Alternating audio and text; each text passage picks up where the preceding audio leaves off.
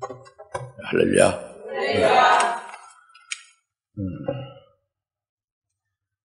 주님께서 오늘 우리에게 주신 말씀은 주님이 그 원하는 자들을 제자로 부르시고 부르신 그 제자들을 주님과 함께 있게 하셨다는 말씀의 핵심입니다.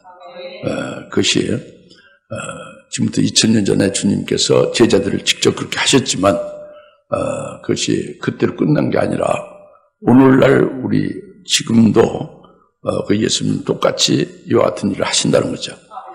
주님이 원하는 자를 제자로 부르시고 있는 것이 지금도 있고 또 함께 부른 자들을 함께 있게 하시는 것이 오늘날도 똑같습니다. 그래서 성경에서 말씀하잖아요. 예수 그리스도는 어제나 오늘이나 영원토록 동일하시다. 2000년 전에 예수님이 오늘 예수님으로 우리들에게 똑같이 역사하시고 우리에게 나타내신다는 것이죠. 그래서 이것을 잘 우리가 깨달으시고 주님이 부르셨는가 안 부르셨는가 잘 모르는 것을 분명히 해결을 받으시고 또 그것이 확신이 되어지면 주님이 나와 함께 하시고 있다는 것이 또 이제 무엇을 말하는가 그것도 확실히 깨달으시길 바라고 그래서 그 이후에 제자들로 그 나타내는 모든 그 증거하고 역사하는 것이 있지 않습니까? 결과가 그와 같은 것이 우리들에게 주님이 기대하신다고 하시는 것을 우리는 깨달을 수가 있습니다. 여하튼 주님은 원하는 자들을 부르신다는 거예요. 한마디로 뭐라고요? 주님은 원하는 자를 부르시고 그래서 더욱 중요한 것은 주님이 부르신 그들을 함께 있게 하신다는 거예요. 반드시 함께 있게 하신다는 거예요. 그것이 중요한 것입니다. 오늘 말씀이 뭐라고요? 주님이 부르신다는 거예요. 원하는 자를 주님이 부르시고 부르신 그들을 함께 있게 하신다는 게 중요하다는 거예요. 말이 많이 이렇게 되니까 쭉 듣다 보면 아무것도 안 남죠. 그러면 안 돼요. 딱 그 줄거리는 하나예요. 주님이 자기가 원하는 자를 부르시고 그리고 그들과 함께 있게 반드시 하신다는 거예요.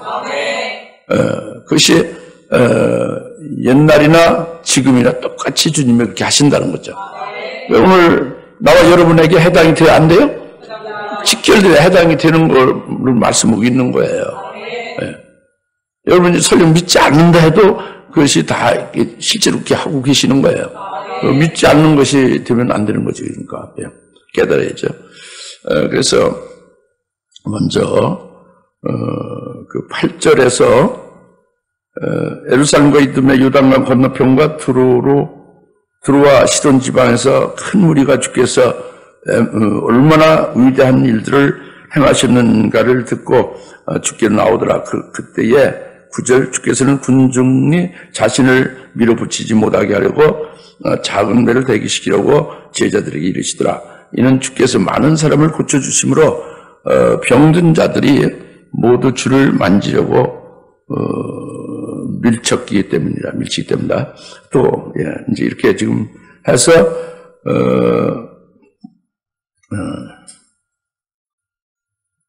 여기 지금 9절에 주님께서 그 많은 그 군중들을 이렇게 피해서 작은 배를 타려고 작은 배를 대기시키라고 제자들이 말했다고 그랬죠?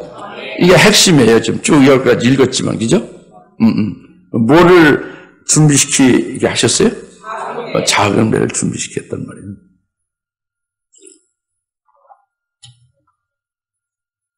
뭘 준비시켰다고요? 작은 배. 작은 배를 준비시켰다고. 지금 많은 그 무리들이 주님께 찾아올 주님이 기뻐해요? 기뻐하지 않아요? 기뻐하는 거예요. 아니, 주님께 찾아오면 주님은 거절하니까 다 기쁘게 맞아들여요.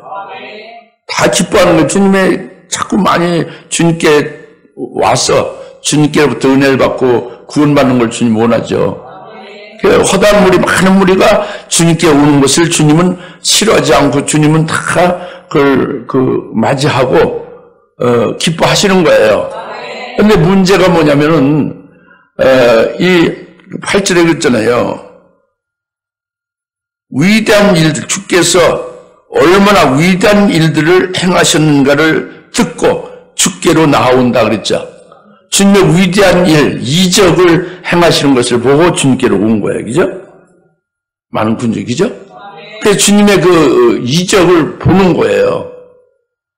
위대한 그 역사를 그들이 보고 기뻐하는 거예요.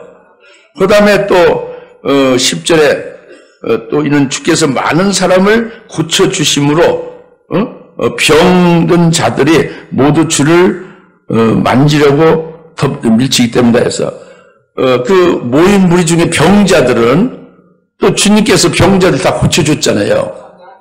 병자를 고쳐주니까 병자들이 막 몰려드는 거죠. 그죠? 근데 주님이 병자들이 왔는데 병자 안 고쳐준 게 없고요. 허다한 무리들이 이렇게 많이 왔을 때 그들을 반기지 않은 것이 없습니다. 그런데 문제가 어디에 있느냐면 왜 작은 배를 준비를 별도로 하라고 하고 작은 배로 따로 글로 타셨느냐. 허다한 무리를 떠나서 그게 뭐가 중요하냐면 왜 작은 배를 대게 하겠냐. 그게 중요한 이유가 뭐냐면 이들 주님께 모인 그들은 주님께서 병 고치는 것만 딱 그것만을 보는 거예요. 그 이적을 행하는 것만을 보는 거예요. 그 병 고치는 것으로 인해서 만족하고 기뻐하는 거예요. 그 하나님의 위대한 이적을, 위대한 일을 행하신 그걸 보고 놀랍고 그것으로 기뻐하며 구경하고 관심이 거기 있다고 봅니다. 그래서 주님은 왜 이 땅에 오신 겁니까? 왜 이들에게 오신 거예요? 주님은 양들로 생명을 얻되, 생명을 얻되 생명을 더 풍성케 하기 위해 오신 거죠. 그러니까 육신의 병만 고치기 위해서 오신 게 아니란 말이에요. 예수는 위대한 이적만을 행하기 위해서 오신 게 아니라는 거죠. 예수님의 그 오신 근본적인 목적은 영혼을 살리는 거예요. 생명을 주는 거죠. 그래 이 허다한 많은 무리들이 와서 자기의 병을 고침을 받고 은혜를 받았잖아요. 병 고침의 은총을 받았죠. 그 병을 고쳐주신 그분이 바로 예수가 그분이 하나님의 아들이고 그가 자기들의 구세주가 되고 그가 그들의 메시아 그리스도가 된다는 것을 믿으면 그것이 영원한 생명을 갖게 되는 거죠.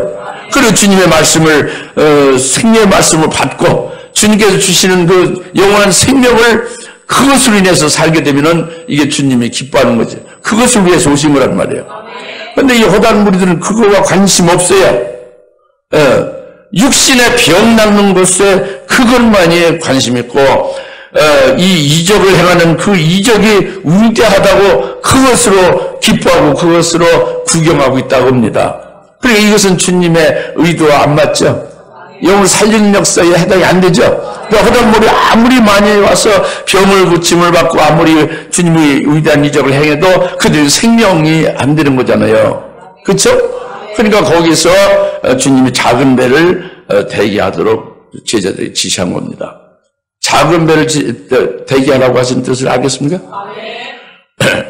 그런데 왜 큰 배를 준비하라고 안 하고 작은 배를 준비하라고 했을까? 작은 배. 왜 예수님과 제자만이 거기 타게 되는 그 배가 작은 배라고 할까? 이런 걸 생각을 해보시길 바라요. 굉장히 중요한 거니까. 주님과 제자가 타는 배는 허다한 무리가 타진 않죠. 주님과 제자가 타는 배는 무슨 배? 중간 배? 큰 배? 작은 배다고 합니다. 작은 배에 탄다고 합니다. 아시겠습니까? 왜 그래? 그게 무슨 의미냐? 그게 뭐냐? 그죠? 이것을 여러분들이 오늘날 주님은 역시 작은 배에 타고 계시는 거거든. 그것을 깨달아야 되는 거죠. 그래서 이것을 깨닫기 위해서는 첫째, 요한계시록 10장 2절에 너는 작은 책을 먹었죠? 큰 책을 먹어요? 작은 책을 먹어요? 작은 책을 먹으라고 했죠. 작은 책을 먹은 자가 작은 배에 타는 거예요. 작은 책을 먹어서 그래서 환난날에 남녀 종들로 다시 예언하라. 또 순교해라. 이거예요. 작은 책을 먹은 자. 그리고 계속 3장 8절에 작은 능력, 적은 능력을 너희가 가지고서 내 말을 지켰고 내 이름을 부인하지 아니했다 그랬죠. 그래서 주님이 칭찬한 거예요. 적은 능력, 큰 능력이 아니에요. 적은 능력이란 말이에요. 주님이 무엇을 칭찬했다? 적은 능력을 가지고 내 말을 지키고 내 이름을 부인하지 않았다고. 이 적은 능력은 사람들이 볼 때 적은 능력이다. 그러나 하나님이 보실 때 하나님 나라에서는 아주 큰 능력인데 일반적으로 인정하는 게 작은 능력이다. 그죠? 세상에서 볼 때는 작은 능력이다. 그것이 뭐냐면 내 말을 지키는 것. 그것은 예수님을 믿고 예수님의 입으로 하시는 말씀이 예수의 계시의 말씀이죠. 예언의 말씀이죠. 예수님의 말씀과 예수 믿는 믿음을 끝까지 지키면서 그 주님의 말씀을 또 믿고 확실하니까 증거도 하죠. 이래서 내 말을 지키는 거예요. 이게 작은 능력이라고 봅니다. 세상 사람을 볼 때는. 호단물의 큰 군주인의 모든 사람들이 볼 때 큰 능력은 뭐예요? 막 병을 고치고 귀신 나가고 위대한 이적을 행하는 것을 큰 능력을 보는데 그게 아니다고 봅니다. 적은 능력을 가진 자를 주님이 적은 능력으로 내 말을 지킨 것을 칭찬한다. 그리고 내 이름 부인하지 않았다는 것은 적은 능력으로 내 이름을 부인하지 않았다는 것은 그것은 주님의 이름 부인하지 않은 것은 죽임당하기까지 부인하지 않았다는 걸 뜻해요. 순교를 가리키는 겁니다. 예수를 믿는 신앙의 정절을 지키는 것으로 끝까지 주의 이름을 부인하는 것은 목배임 받기까지 했다고 합니다. 이것이 적은 능력이다. 그러나 하나님 나라에서는 큰 능력이죠. 할렐루야. 큰 능력이에요. 이게 큰 능력. 이게 작은 배 타는 자는 적은 능력을 가진 자는 작은 배 타는 거예요. 또 앞서 어떤 자? 작은 책을 먹은 자가 작은 배 타는 거죠. 그리고 또 이제 마태복음 7장 13절에 좁은 문으로 들어가는 자. 좁은 문으로 들어가는 데는 그 좁고 그 길이 협소해가지고 아주 고통스러운 고난이 많은 고통스러운 그 길을 가는 자가 그것이 생명길인데 그 길을 가는 자가 작은 배에 탄 자다 합니다. 그것은 반대적으로는 넓은 길로 가는 것은 많은 사람이 거기를 원한다 그러죠. 넓은 길을 다 원한다 그래요. 그러나 그 길은 멸망길이다 그래요. 멸망길. 네, 그래서 좁은 길로 아주 고통스럽게 협소해서 아주 그 많은 사람들이 거기 가기를 싫어하는 거기로 들어가는 사람 극히 시소한 그런 데로 가는 자가 작은 배에 탄 자다고 합니다. 지금 내가 소련 말로 하는 것도 아니고 무슨 외국 말로 하는 게 아니잖아요. 알아듣겠습니까? 이제 영으로 믿음으로 받으십시오.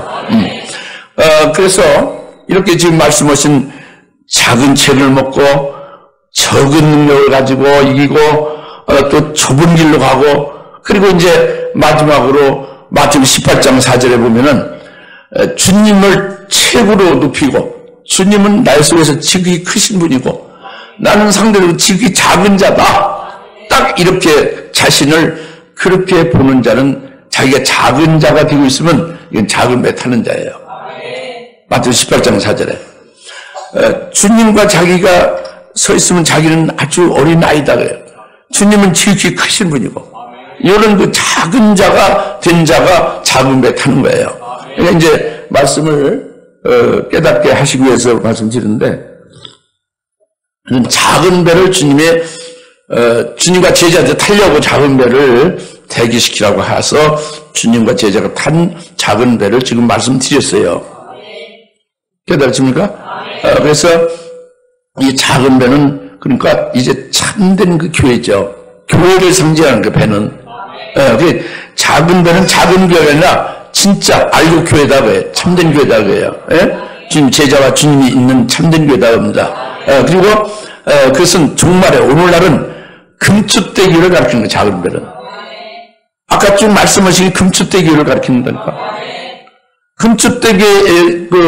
금축대교 작은 배에 탄 자들은 금축대교에 있는 자들은 그들은 결국 신앙 승리를 다 하는 자, 이기는 자들이 세워지는데 그건 순교를 통해서 이기는 거예요.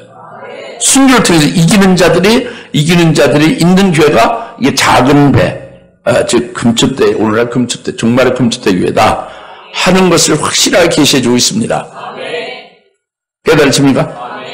그래서 이제 두 번째로 주님께서 이제 산으로 올라가시고 제자들을 이제 부르시는 것이 14절에 나오죠. 13절에 그 후에 주께서 산으로 올라가 자기가 원하는 사람들을 부르시니 그들이 주께로 나오니라 그랬죠. 주께서 산으로 올라가셔서 주님이 원하는 제자들을 부르셨다. 이런 말씀은 이 산이라는 것이요, 이런 평지와는 구별이 되는 거예요. 이 평지는 허다한 무리들이 평지에 있죠, 그죠? 불신자들이 평지에 있잖아요. 예수 믿어도 육적인 신앙에 있는 자들이 평지에 있는 거죠. 그리고 산은 육적인 신앙과 구별된 게 산이란 말이에요. 그래서 주님이 계신 곳이 산이다, 그죠? 이것은 영적인 차원이죠. 그러니까 그 산에 주님이 가셔서 제자들을 원하는 대로 원하는 제자들을 불렀죠, 그걸로. 그 제자들이 있는 곳이 산이란 말이에요. 그러니까 신앙이 깊은 자 같은 그런 제자들이 있는 곳이 산이라고 합니다. 그러니까 평지와 산하고 구별이 되는 거예요. 예? 네, 그러니까 신앙적인 면에서 아직도 내 육을 위해서 사느냐, 육적인 것을 벗어나지 못하고 있으면 평지고, 나를 구원하신 예수를 믿는 믿음으로만 나는 사는 존재다 하고 완전히 그리스도를 위하여 그리스도인으로서 사는 자로 바뀌어지면 영적인 사람이잖아요. 그럼 산 내에 있는 거예요. 산. 이게 신앙의 차원을 가리킨단 말이죠. 평지나 산이나. 깨달으시죠? 산에서 주님이 원하는 자들을 부르시는 것이 중요해요. 다 같이 주님이 제자를 자기가 원하는 자만을 부르신다. 예. 그러니까 우리가 제자 되기 위해서 열심히 노력하고 우리가 많이 그 주님 제자 되기 위해서 힘쓰고 애써도 제자가 되는 건 안 된다고 합니다. 그러니까 평신도를 제자 훈련시켜서 예수님 제자가 된다는 그 거짓말이에요. 그렇게 될 수가 없는 거예요. 제자는 주님이 원하는 자를 불러서 제자로 삼는 거예요. 이것이 정답입니다. 근데 이것은 어떻게 여러분이 깨달을 수 있느냐면 예수님이 마치 그릇을 만든 토기장으로 비유를 로마서 9장에 했잖아요. 바로 예수님이 자기 제자들을 가리켜 영광받기로 예비된 국률의 그릇, 영광받기로 준비된 하나님의 자비의 그릇으로 만드는 것이 주님의 제자들을 원하는 자로 부르신 거예요. 주님이 토기장을 갖다서 자기가 원하는 것을 만든다고요. 원하는 자를 제자로 부른다는 것이 그렇게 주님이 주실 그 영광 받기로 합당한 자로 예배된 그 주님의 궁유를 받을 그릇으로 그렇게 만드신다. 이렇게 해서 로마서 9장 15절부터 23절 말씀에 그렇게 말씀하고 있어요. 실제로. 그러니까 그 말씀 바로 뭐냐면 주님이 은혜를 베풀 자에게 은혜를 베푸시는 것이고 주님의 궁유를 베풀 자에게 궁유를 베푸시는 것이지 내가 원하고 내가 다른 박제해서 되는 게 아닌다는 말이죠. 그것이 영광받고 예배된 궁유의 그릇이죠. 그것이 주님이 원하는 자를 제자 부르시는 거예요. 로마서 9장 11절에 딱 말씀을 정확하게 아주 정의를 하고 있는 거예요. 하나님의 택하심의 목적이 어디 있느냐? 하나님의 택하심을 부르시는 하나님의 택한 자, 택함의 목적이 어디 있느냐? 그것이 사람들의 행함에 의해서가 아니고 행함에 의해서 택하는 게 아니라 하나님의 부르심에 의하여 되게 하기 위함이다 그럽니다. 하나님의 택하심의 목적이 어디 있다고? 행함에 있지 않고 하나님의 부르심이 있다고 합니다. 그러니까 우리가 선을 행하거나 우리 속에 무슨 훌륭한 뭐가 있어서 그것을 보시고 하나님이 이제 주님이 그것을 보시고 제자로 우리를 부르시고 하나님이 택하시고 그런 게 아니라고 합니다. 우리의 모습을 보는 것이 아니라 주님께서 주님의 주권적으로 우리와 관계없이 주님의 주권적으로 주님의 깊으신 뜻대로 그분의 뜻대로 그분이 원하는 자를 제자로 부르신다고 합니다. 깨달으십니까? 그러면 이렇게 되면 허탈해질 수가 있어요. 그럴 수도 있지. 근데 재림하실 주님을 신랑으로 맞이하기 위하여 사모하며 그것을 소망하면서 믿고 신앙생활하는 자들은 바로 주님이 부르신 것이 틀림없어요. 나와 여러분이 예수님 재림하시는 예수를 믿고 재림하실 주님 우리의 신랑으로 우리가 맞이하기를 소망하죠. 믿고 있죠. 그럼 이건 부르신 거다. 주님이 원하시는 자를 부르신 거다 합니다. 즉 작은 배에 불러서 태우는 자가 된다 그럽니다. 작은 배가 뭐예요? 금축대교에 주님이 나를 금축대교에 불러서 금축대교에 속하게 하여 금축대교에서 배출된 이기는 자가 되게 하는 이것은 바로 주님이 나를 부르신 표다고요. 주님의 원함으로 일방적으로 우리를 부르셨으니 이렇게 부르심을 받은 우리가 됐다는 것을 깨달으면 얼마나 감사한 거예요. 얼마나 이게 크신 은혜와 하나님의 영광된 복을 우리가 받은 거냐고요. 그렇죠? 우리가 할 수 있는 게 아니라 주님의 은총, 주님의 은혜를 줄 자인 나로 은혜 베풀어 주셨으니 얼마나 황송한 일이에요? 그렇죠? 주님이 나의 무슨 훌륭한 걸 본 게 아니, 내가 무슨 선을 행한 것을 본 게 아니란 말이에요. 주님의 깊으신 뜻을 주권으로 나를 부르셨다고요. 그 표가 확실히 있다고 합니다. 믿을 수 있다고 합니다.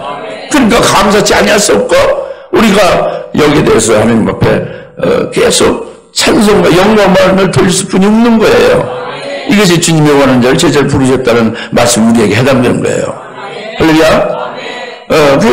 우리 부르셨는데 우리는 어떻게 돼? 제자는 어떻게 됐어요? 주님이 그 원하는 자를 부르셨을 때 제자들이 뒤로 뺐나요? 바로 왔나요? 바로 13절 그 주께서 산에 올라가 자기가 원하는 사람들 부르시니 그들이 주께 나온다고 그랬잖아요. 그들이 주께 나왔잖아요. 기쁨으로 화답해서 즉각 주님께 나왔죠. 이게 또 중요한 겁니다. 이게 중요한 거예요. 주님이 원하는 자를 부르셨을 때에 주님 앞에 바로 기쁘게 달려 나오는 것이 중요합니다. 그래서 누가복음 5장 27절에서 우리가 깨달을 수 있는 것도 바로 그것이 뭐냐면 그 세리마태가 주님의 제자로 주님이 부르셨죠. 그래서 세리마태는 세무공무원으로 세무소에서 지금 앉아서 일하고 있었잖아요. 근무 중에 있었잖아요. 열심히 공무원으로 세무공무원으로 공무원의 일을 하고 있는데 너는 날 따르라 주님이 그래 불렀죠. 부르니까 어떻게 됐어요? 세리마태가 레위가 그 하던 일을 어디서 딱 멈춰두고 즉각 주님을 따랐어요. 할렐루야. 이게 공무원인데 공무원이 공무 수행 중에 주님이 날 따라하니까 그걸 딱 그냥 스톱하고 그대로 남겨두고 주님을 따랐다고 합니다. 또 한 군데를 더 보시면 더 확실히 깨달을 거예요. 마태복음 4장 23절에 그 바다에 고기를 잡는 게 생업인 베드로, 야고보, 요한에게 주님 오셨죠. 베드로, 야고보, 요한에게 주님이 넌 나를 따르라 하고 제자를 딱 불렀죠. 그러니까 그들의 생업이 고기 잡는 데는 뭐가 있어요? 배가 있죠? 배, 생업인 배. 또 그 배는 큰 재산, 배가 집안 집값과 같은 거잖아요. 재산이잖아요.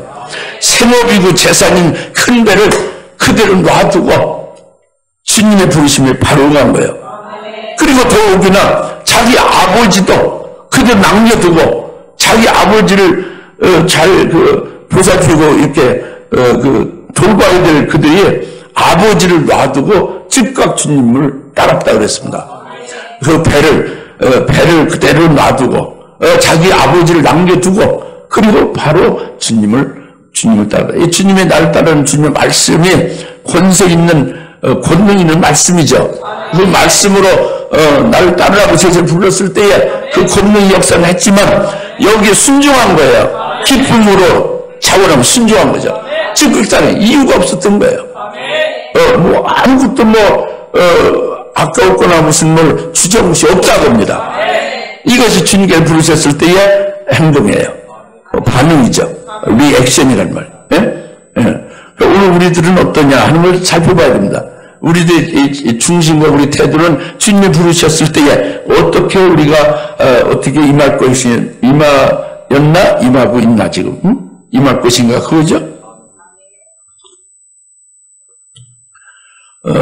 우리가 주님이 부르심에 뭔가 걸리는 게 많이 있다. 자기에게 현재 하는 일이나 이 양육을 해야 되는 사람 또 이렇게 잘 자기가 보살펴야 될 그런 것들이 많이 있잖아요. 걸리는 게 많이 있고 조건이 있고 여러 가지 문제가 있다고 합니다.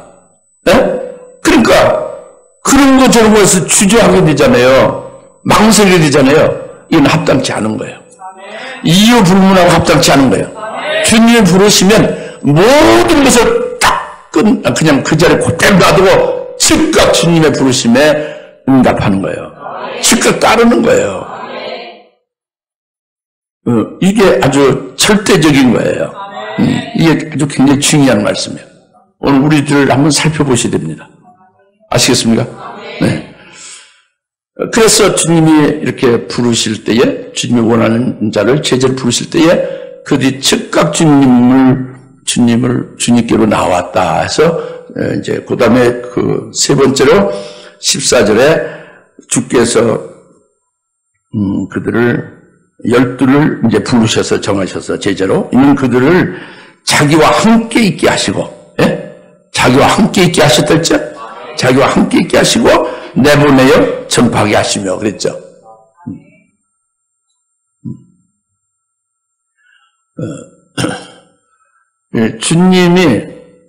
주님이 그 부르신 자들과 함께 있게 하신다는 게 굉장히 중요한 거예요. 금년의 목표, 신앙 목표가 뭐예요? 어떤 함께 가는 거죠? 주저앉아 있는 사람은 일어나야 될 것이고, 일어나 있어도 그냥 가만히, 전봇대처럼 가만히 있으면 안 되지. 여하튼 함께라는 단어가 있어요. 그죠? 함께 가는 거예요. 예? 함께 가는 거예요. 할렐루야?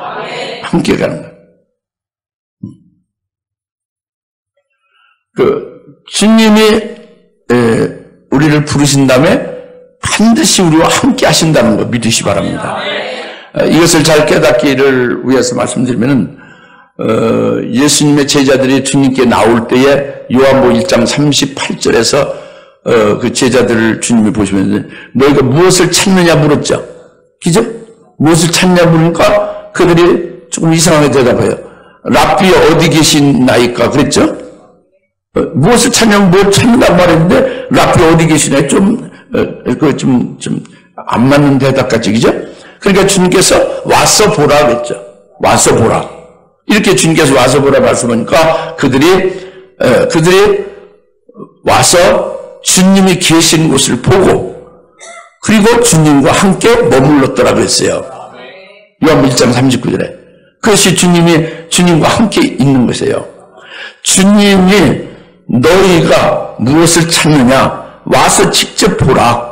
내가 거하는 곳에 함께 거하면서 나를 보고 나를 경험하고 내가 누군지를 너희들이 직접 와서 확인하고 확신하고 거기서 체험하고 그래서 알라는 거죠. 그래서 와서 보라 그거죠. 그래가지고 그 결과가 어떻게 됐냐. 그것은 그 제자를 확 바뀐 거예요. 제자들이 주님과 함께 했으면 확 바뀐 겁니다. 그러니까 함께 있게 한다는 목적이 여기 딱 나와요. 그 주님이 왜 반드시 부르는 그 제자들 함께 있게 하셨냐? 그 이유가 뭐냐? 그 목적이 뭐냐? 그들 변화시키는 거예요. 제자들이 주님과 함께 있으면 확 변해요. 실제로 제자들이 3년간 주님과 함께 있었잖아요. 3년간 주님과 함께 있은 후에 그들이 완전히 제자로서 변화된 것은 물론이지만 그 이전에도 주님께 와서 잠깐 하루만 있어도 변화된 거예요. 하루만 있어도 즉각 변화되는 거예요. 그래서 요한복음 1장 38절 39절 읽으시고 41절에 딱 가면은 주님과 함께 있으면서 하루 딱 지났는데 그들이 깨달은 거예요. 아, 이분이 사람으로 알았더니 사람은 사람인데 하나님의 아들이구나. 우리의 구세주고 메시아가 바로 이분이구나. 이분이 하나님이구나. 그냥 사람이 아니고 하나님이구나. 이분은 바로 우리의 구주가 되는 바로 메시아 그리스도구나. 이렇게 이걸 확인하고 확신이 된 거예요. 그래가지고 요한복음 1장 41절 딱 나눠서 증거하는 게 뭐예요? 우리가 메시아를 만났다 하고 막 증거하잖아요. 메시아를 만났다는 거예요. 메시아는 그리스도고, 그리스도는 구약에서 예언한 이스라엘의 구원할 구주로 하나님의 아들이 메시아잖아요. 히브리어로 메시아고 헬라어로 신약에서는 그리스도라고 하는 거 같은 말이잖아요. 그 구세주죠. 하나님의 아들이 이 땅에 오셔서 자기들 구원하시는 분이고 자기들 다스리는 왕이 된다 그겁니다. 그 그리스도고 자기들의 구세주다 그래요. 우리가 메시아를 만났다 하고 증거하잖아요. 이게 주님과 함께 있어서 그렇게 된 거라니까. 할렐루야? 그것뿐만 아니라 45절에 요한복음 1장 45절에 또 증거하는 그것이 뭐예요? 성경에 기록된, 바로 성경이 이사야서 얘기해요. 이사야 11장에 기록된 것이 또 핵심인데, 이새의 줄기에서 한 싹이 나온다고 했죠? 성경에서 기록된 그 사람 우리가 딱 만났다. 성경에서 기록된 그 사람은 바로 이새의 가문에서 다윗의 가문에서 그리스도가 나신다는 거예요. 근데 그 성경이 기록된, 특히 이사야 선지자를 통해서 기록된 그분을 우리가 만났으니 요셉의 아들, 즉 다윗의 가문에서 난 다윗의 아들 나사렛 예수다. 나사렛 지금 이 예수님의 나사렛 예수님이 바로 성경에 기록한 그 메시아 그리스도다. 이것을 증거하잖아요. 굉장히 아주 확신과 체험을 하고 아주 분명히 아주 목을 내놓고 증거하는 거죠. 참된 것을 증거하는 거죠. 그것이 어떻게 해서 그렇게 나와요? 주님과 함께 있으면서, 그러면서 주님의 그 모든 것을 보고 또 확인하고 체험을 한 거죠. 확신에 딱 거한 거예요. 뭐 하라고 그렇게 가르치고 그것도 아니에요. 직접 보고 직접 체험해서 저희들이 확신한 거죠. 그래서 함께 있게 하는 겁니다. 할렐루야. 그러니까 우리가 함께 있지 않으면 안 되는 거예요. 주님과 함께 있지 않으면 안 되는 것이고, 주님의 세우는 이 교회에 함께 있지 않으면 안 되는 거예요. 나와 함께 하지 않는 자는 해치는 자니라 그랬잖아요. 나와 함께 모이지 않는 자는 흩트린 자라고 했잖아요. 나와 함께 하지 않는 자는 반대하는 자라고 했잖아요. 무슨 말인지 알겠습니까? 그것이 주님이 반드시 함께 있게 하는 거예요. 함께 있어서 계속 변화시키는 거예요. 계속 운영케 하는 거예요. 자기도 모르게 변화되어 가는 거예요. 확신해 가는 거죠. 이제 이렇게 해서 함께 있게 하셨다고 합니다. 잘 깨닫습니까? 주님이 오늘 우리가 함께 하고 계시는 걸 믿어집니까? 부르셔서 함께 하신다고 합니다. 그것을 말씀하고 있는 거예요. 그래서 이제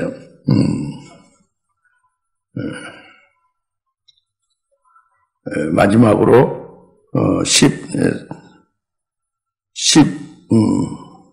16절에 그 주께서 시몬에게 베드로라는 이름을 덧붙여 주시고 세베대 아들 야고보와 야고보의 형제 요한에게는 보아너게라는 이름을 덧붙여 주셨으니 이는 천둥의 아들들이라고 했죠.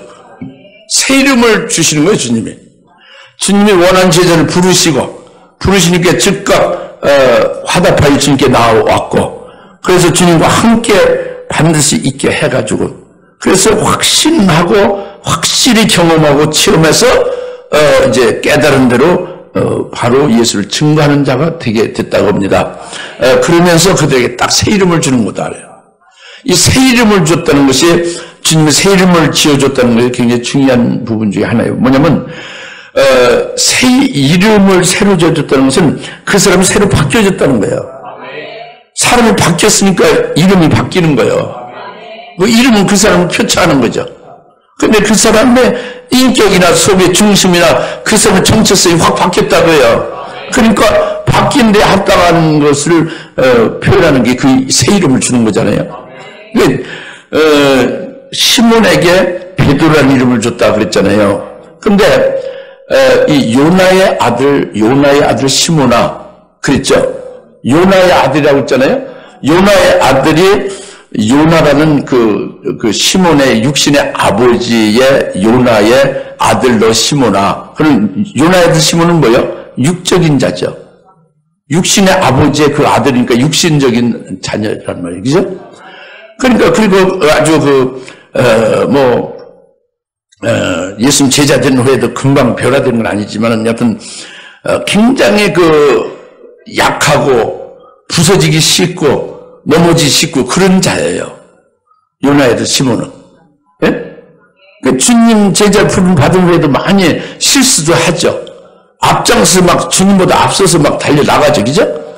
그것이 다 잘못된 건데, 그죠? 그런 요나의 아들 시몬에서 시몬 베드로까지 되어 가다가, 이제 베드로가 딱 된다는 거죠. 베드로가 되는 것은 돌이다, 돌. 베드로는 돌이라는 이름이에요. 페트로스라는 것은, 헬라 페트로스는 돌이라는 뜻입니다. 그냥 이렇게 연약하고 깨지기 쉬운 비둘기 아주 약한 새인 그런 요나라는 그런 이름에 아주 연약하고 부서지기 쉬운 육적인 요나의 아들이 변하여 단단한 돌 같은 신앙이 됐다고요. 견고한 자가 됐다네요. 그리고 돌은 그냥 돌이 아니라 보배로운 돌이에요. 보석이죠. 보석이란 말이에요. 금강석 같은 거. 예? 빛이나 이런 황홀이나 그런 옥이나 이런 금강석 같은 그런 하나님의 보배로운 돌이다. 돌이 보석이에요. 보석이 돌이라고. 돌 중에 부서지지 않는 게 보석이라고 하는 거예요. 그러니까 보석은요, 계속 깎아대고. 그래서, 돌을 최대한 깎아서 더 이상 깎아지는 게 없이 안 깎아지는 게 보석이에요, 그게. 아시겠죠? 보석이 뭐예요? 돌이지. 페트로스 돌이 보석이에요. 그러니까 우리가, 요나의 아들 시몬 같은 우리가 변화에 뭐가 됐나? 돌이 되게 하는 거예요. 하나님의 보석이 되게 하는 거죠. 할렐루야. 그래서 너는 베드로다. 너는 보석이다. 너는 하나님의 보배로운 돌이 된다. 이거예요. 그게 돌이 됐죠. 그래서 순교했어요. 예수를 증거하다가 순교했죠. 그렇죠? 그게 보배로운 돌이라고요. 그렇게 된 거예요. 조그마한 여자 아이 앞에서도 예수님 모른다고 부인을 3번씩 했던 시몬 베드로잖아요. 그죠? 근데 죽음 앞에서 담대하게 예수님을 증거하고 거꾸로 십자가에 매달려 죽임 당하고 있잖아요. 이게 베드로다 그럽니다. 돌이다예요. 땀땀을 하나님의 보배로운 보석인 돌이다. 그렇게 바뀌어졌으니 베드로라는 이름을 받은 거예요. 할렐루야. 베드로라는 이름을 받아서 변화된 후에 받은 거요. 이미 넌 그렇게 된다고 미리 줬어요. 미리 주신 거예요. 미리 돌을 베드로라고 주신 거지. 그럼 될랑가 말랑가요? 반드시 되겠어요. 반드시 되는 거지. 주님이 새 이름을 주시니까. 오늘 주사를 계속한 여러분들은 반드시 새 이름을 받아요. 이자부집사는 새 이름을 받습니다. 모두가 받아요. 네, 다 새 이름을 받게 돼 있어요. 왜? 작은 배에 탔으니까. 주님이 원하는 대로 부르셨으니까. 함께 있게 하셨으니까. 반드시 여러분이 변화되게 하시고, 변화된 완전한 모습에 이제 표현되는 표현되는 이름이 새 이름이다. 베드로라. 할렐루야. 네. 그렇게 믿으신 자가 복이 있는 거예요. 그게 사실인가? 김민재 군은 왜 아멘 안 해? 아멘 해요. 새 이름을 주신다는 걸 무조건 아멘 해요. 중3이 아니라 고등학교 1, 아니, 고등학교 1도 아니지, 지금. 중간치지. 예.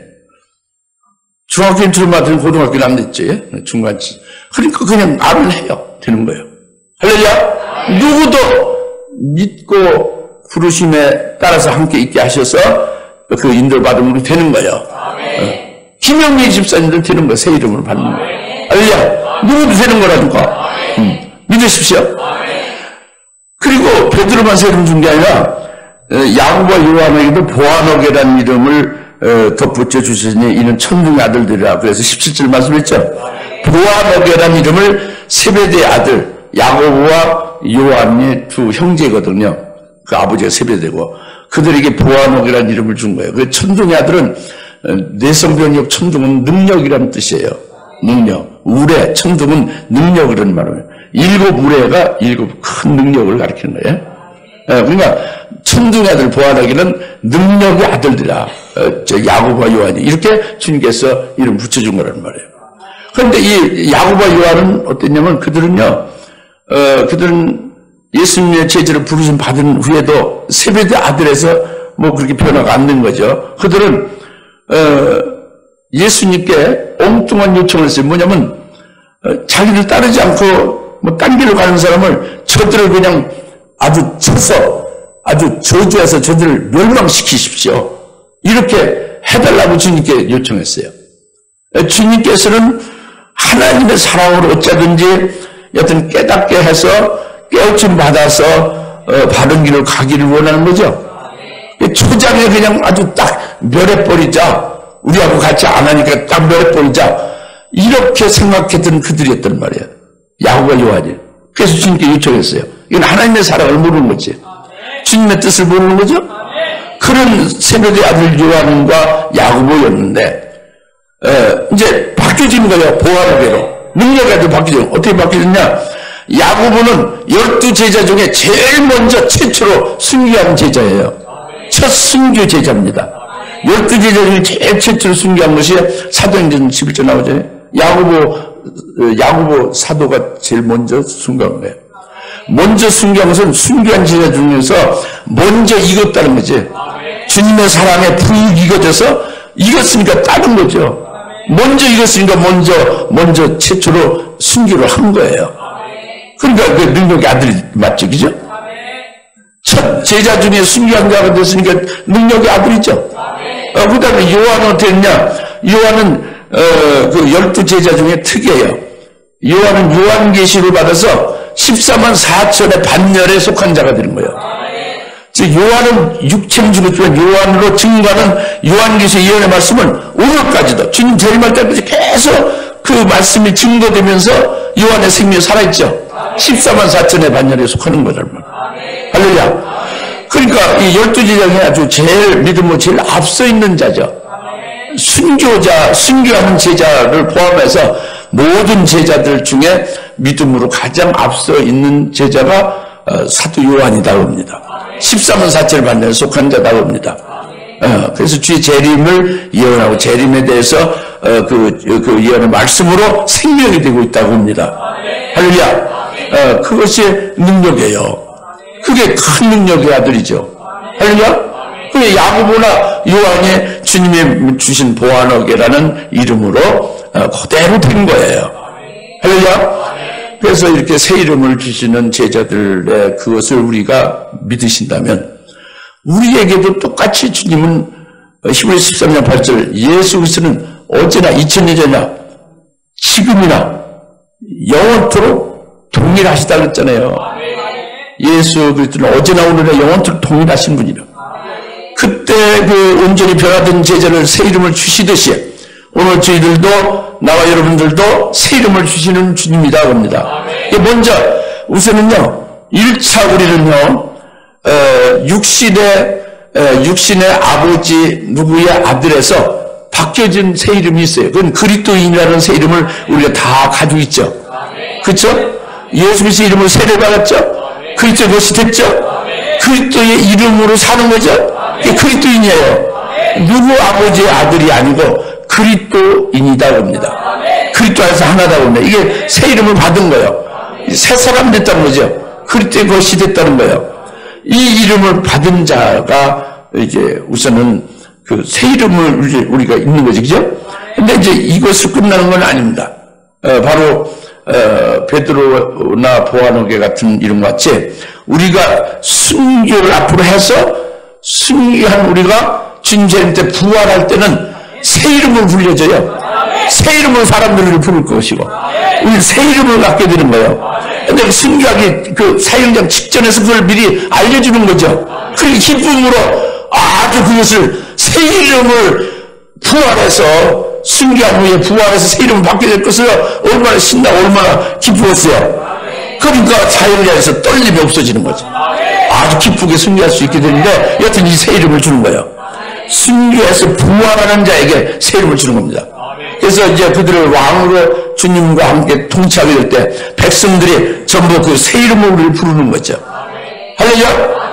이것이 우리에게 이제 주어지는 것입니다.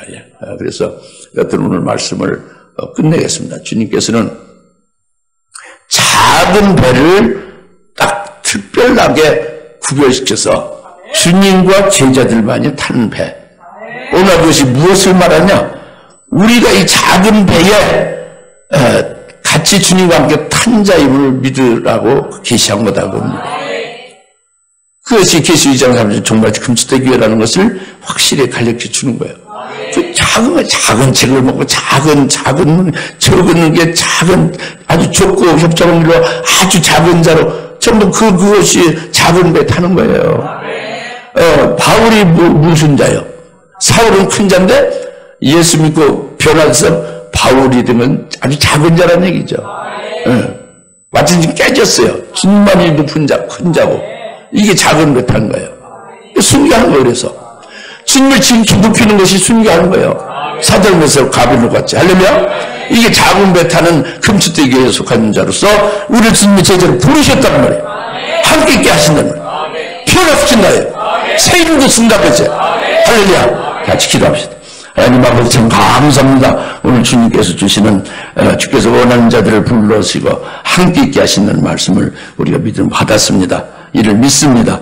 주님께서 저희들에게 금년 한 해 함께해 주시면서 역사해 주셔서 우리를 변화시켜서 베드로같이 보아라게 같이 바뀌게 해 주시길 믿습니다. 감사하며 예수님의 이름으로 기도합니다. 아멘.